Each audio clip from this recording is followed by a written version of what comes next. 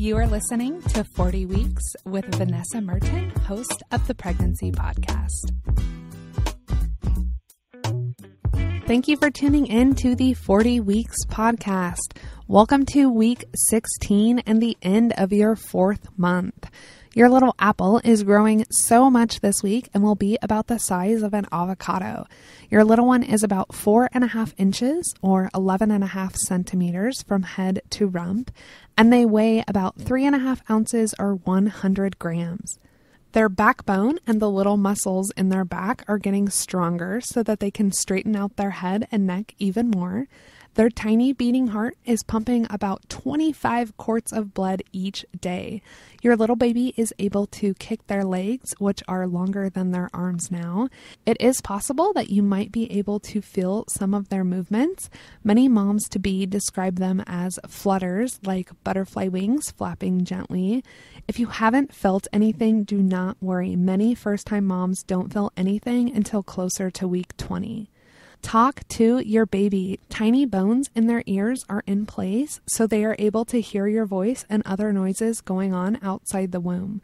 When they're born and they hear your voice, they will recognize it. So talk to that little one and tell them how excited you are to meet them. Get ready for your little one to have a growth spurt. Over the next few weeks, your baby is going to double their weight and will add inches to their length. Your increasing blood and amniotic fluid volume, your growing breasts, your expanding uterus, and the placenta have all contributed to you gaining weight.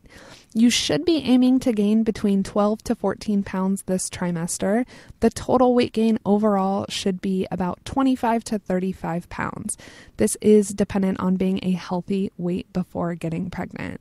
But definitely keep your focus on eating healthy over watching the scale on a daily basis.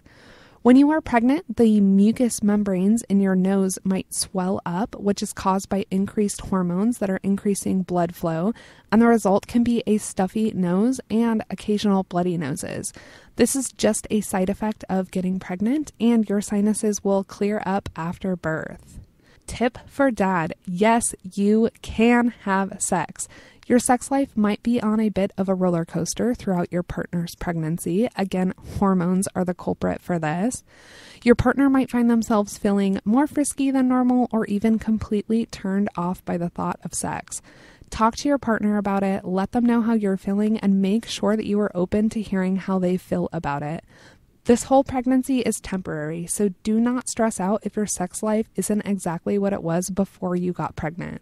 If your partner does have an amped up libido, enjoy it. Sex cannot hurt the baby. You might need to find some different positions depending on how big your partner's belly is, but as long as she and you are comfortable, you can go for it. Your baby is totally protected in there, so you don't need to worry about him or her even knowing what's going on. Thank you for tuning in. Show notes for this episode can be found at pregnancypodcast.com/week 16. Next week, your baby gets eyelashes. And until then, I wish you the very best for your pregnancy journey.